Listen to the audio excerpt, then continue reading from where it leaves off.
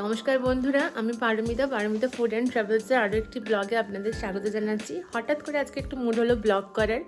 আজকে হচ্ছে 18ই জানুয়ারি, এখন ঘড়িতে বাজছে 8:30। তো সুমিত এখনই ডিউটি থেকে এলো। তো আজকে ওয়েদারটাও এত ঠান্ডা, এখানে আমাদের সকাল থেকে বৃষ্টি চলছে। আর আমারও শরীরটা খুব একটা ভালো নেই, ঠান্ডাও লেগেছে প্রচুর। তো আমার খুব ইচ্ছা করছিলো যে আজকে যে একটুখানি চিকেন খাবো বলে, যে ঠান্ডাটাও লেগেছে ভালোভাবে, তো একটু চিকেন কষা খেলে ঝাল করে, তো ওটা চিকেন কষা তো মজা আসবে। তো ওই জন্য ও এখনই চিকেন নিয়ে এলো। তো চলুন এখন রান্না করব। আর আজকে আমাদের চিকেন কষার সাথে রাত্রেবেলাতে মাকে বললাম যে চালের রুটি বানাতে, তো চালের রুটি আর চিকেন কষা বানানো হবে।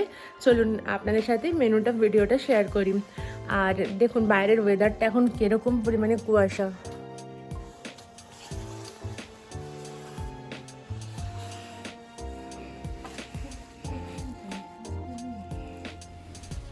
পুরো বৃষ্টি পড়ে গেছে একদম, পুরো এখানে গাড়ির মধ্যে দেখা যাচ্ছে এখনো পর্যন্ত পুরো বৃষ্টি হয়ে গেছে। আর এদিকে পুরো কুয়াশা হয়ে আছে একদম পুরো। এই যে দেখুন আরেকজনকে, এই ঠান্ডার মধ্যে তার ঠান্ডা লাগে না, মা এখন তেল মালিশ করছে তাকে। বাবা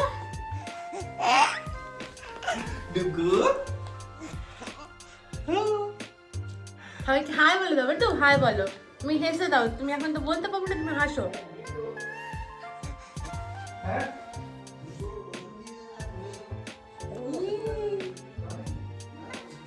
তেল মালিশ করেছো সোনা? হয়ে গেছে তেল মালিশ? তেল মালিশ করতে দরজার দিকে তাকাচ্ছে। হ্যাঁ ঠিক আছে। আজকে যেহেতু আমার শরীরটা খুব একটা ভালো নেই বলে আজকে মোটামুটি আমরা সবাই কাজগুলোকে ভাগ করে নিয়েছি। তো সুমিত চিকেন এনে দিয়েছে, ওর ডিপার্টমেন্ট খতম। আমি এখন চিকেন বানাবো, বাবা মশলা করে দিচ্ছে, আর মা বানাবে চালের রুটিটা।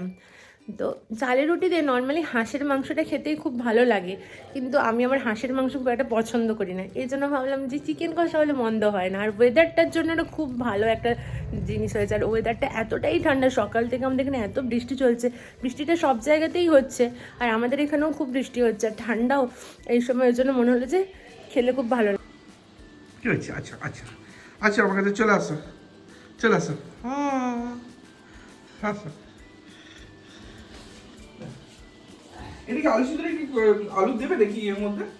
হ্যাঁ আলু দেওয়া হবে, আলু দেবো, এই যে গোটা গোটা রসুন দেবো, পেঁয়াজ বাটা করে দিয়েছে। চলো ঝটপট করে বানিয়ে নেওয়া যায়। তাকে আগে ভালো করে ম্যারিনেট করে নিই। অ্যাজ ইউজুয়াল যে মশলাগুলো আমরা দিই নিত্য প্রয়োজনীয় দিনে, নুন, একটু হলুদ,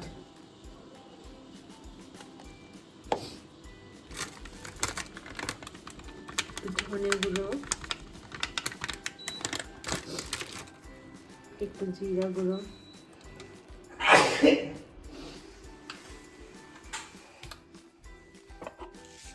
একটু সরষের তেল দিয়ে দিলাম,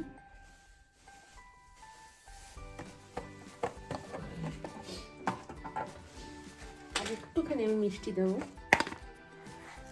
সামান্য পরিমাণে একটু চিনি দিয়ে এটাকে একটুখানি মাখিয়ে রাখি।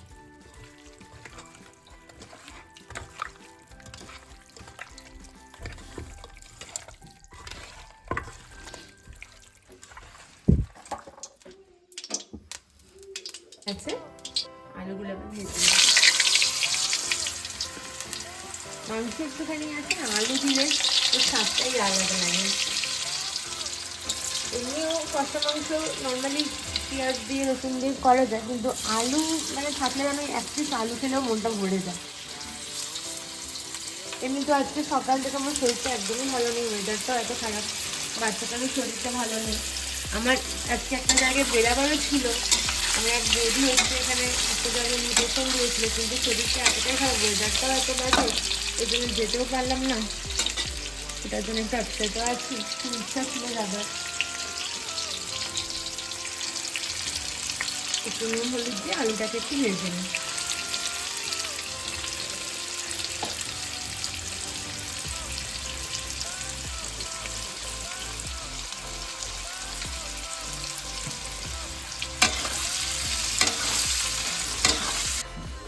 গরম জল দিয়ে কেন মাখছো?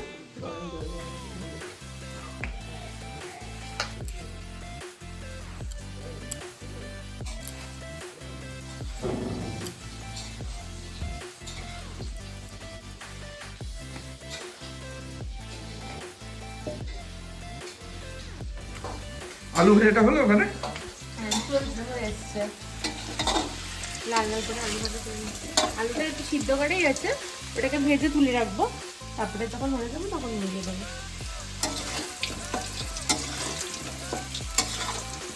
এদিকে আবার প্রিয়া বাবার সাথে খেলা করছে, ওর দাদুর সাথে।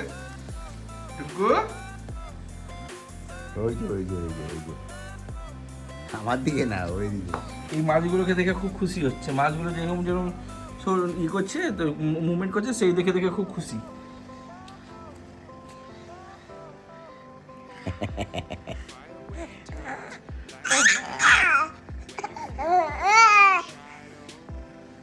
মাছ দেখেই করছে।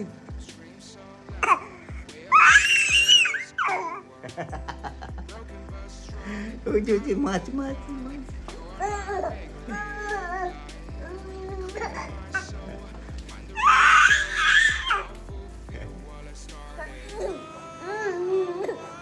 এই দেখ। দৌড়ো।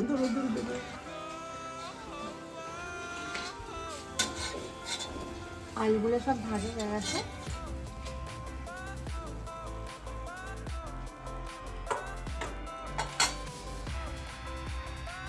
একটু গোটা গরম মশলা দিয়ে দিলাম, দারচিনি আর এলাচ।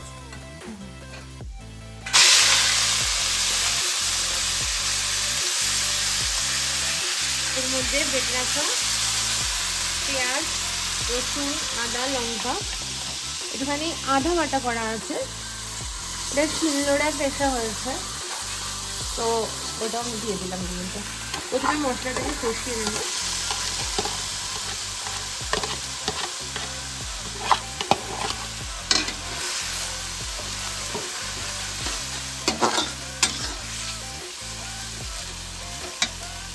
এর মধ্যে একটুখানি হলুদ আর নুন দিয়ে মশলাটাকে কষাবো।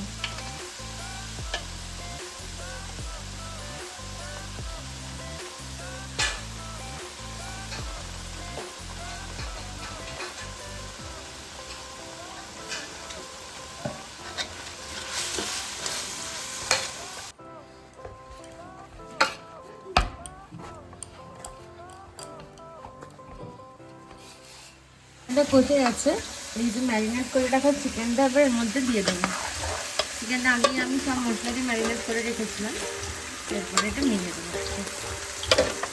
এই যে আমি এর মধ্যে না গোটা গোটা রসুন দিয়েছি, এটা খুব ভালো লাগে খেতে, গোটা গোটা রসুন।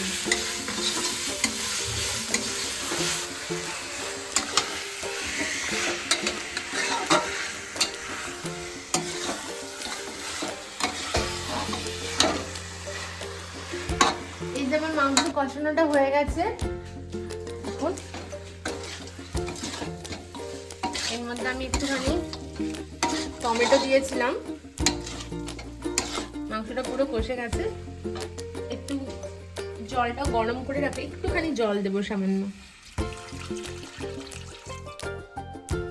তারপরে একটুখানি রুটি দিয়ে খাবো তো, যাতে একটুখানি গ্রেভি গ্রেভি হয়।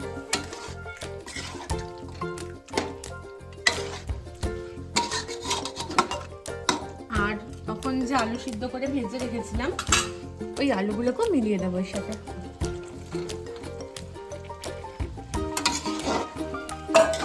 তুমি ভাজা আলুর মধ্যে এই কটা আলু খেয়েছো বলো? আমি দুটো আলু খেয়েছি। দুটো? যখনই কোনো আলু টালু ভাজা হয় তুমি আগেই ওটার মধ্যে দিয়ে খেয়ে নেবো, ওর ভাজা আলু খুব পছন্দ।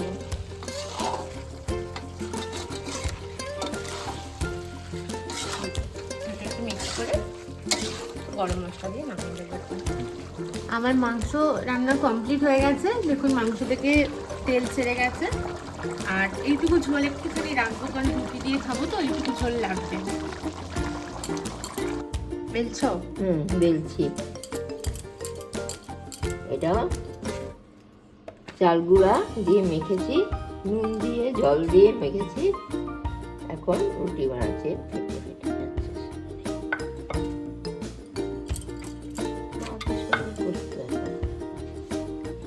এই দিদা ভালো বানাতো। তুমি চালের রুটি আগে খেয়েছো?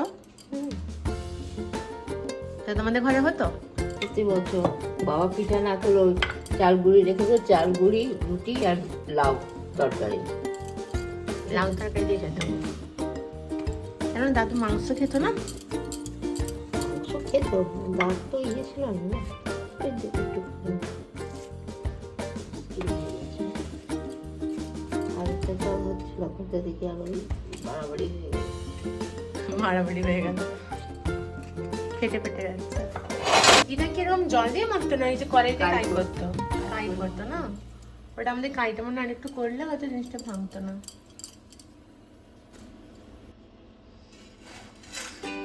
দেখো এই রুটিটা গোল হয়েছে, এখানে কিন্তু ফাটেনি এটা। হ্যাঁ মানে কিছু কিছু ফেটে যাচ্ছে, কিছু কিছু ঠিক হচ্ছে। এটা কড়াইয়ের মধ্যে কাই করে নিলে জিনিসটা আরো ভালো হতো, আর একটু কাই করতে হতো ওটাকে। ঠিক আছে, বেটারটাকে ডিফাইন করতে হবে। দেখো এটা একদম ফাটেনি, কিন্তু গোল আছে।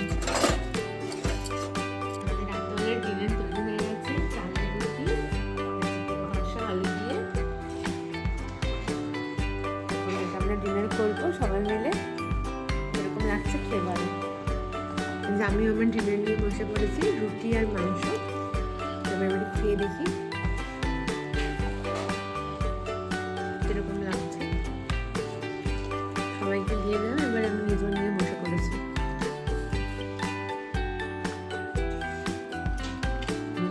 ভালো লাগছে। ঠিক খাওয়া এরকম আগে নতুন নতুন খাবার বানিয়ে খেতে মজা কি আলাদা বলো? না আটা রুটি খেয়েছি তো, এর মধ্যে এই চাল রুটি কিন্তু হেভি লাগে টেস্ট কিন্তু। হুম, আমার মনে নেই আমি এর আগে চাল রুটি খেয়েছি কিনা, কিন্তু এটা আমার মনে হয় ফার্স্ট টাইম আমি খেয়েছি, কিন্তু খুব সুন্দর লাগছে।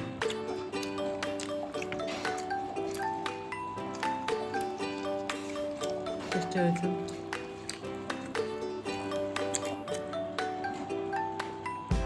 ওটার উপর শীতকালে কিন্তু ঠান্ডা লাগলে ভালো কাজ করে কিন্তু শরীরের জন্য।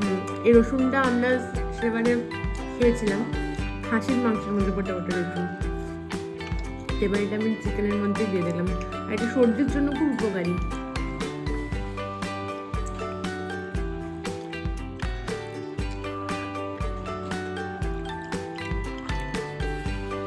তোমার তোমার খেতে কেমন লাগছে? চালের রুটি আর মাংস খেতে খুব ভালো লাগছে। ভালো লাগছে? হুম।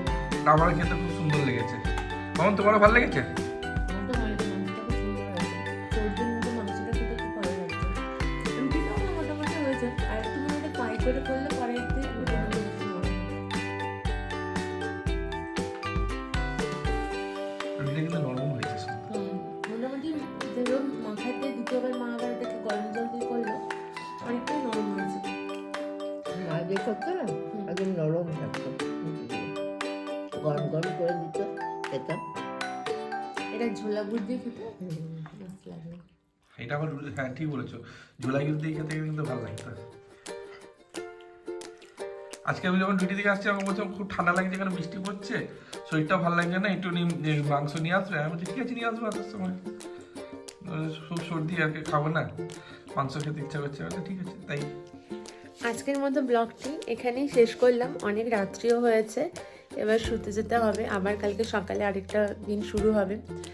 আপনাদের এই ব্লগটি আমার কীরকম লাগলো আমাকে জানাবেন, কমেন্ট করবেন।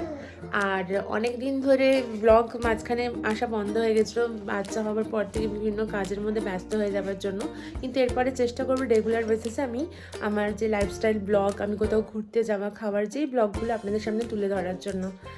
আর চ্যানেলটা যারা যারা এখনও সাবস্ক্রাইব করেননি তারা প্লিজ সাবস্ক্রাইব করে দেবেন। সবাই ভালো থাকবেন, সুস্থ থাকবেন। Good night.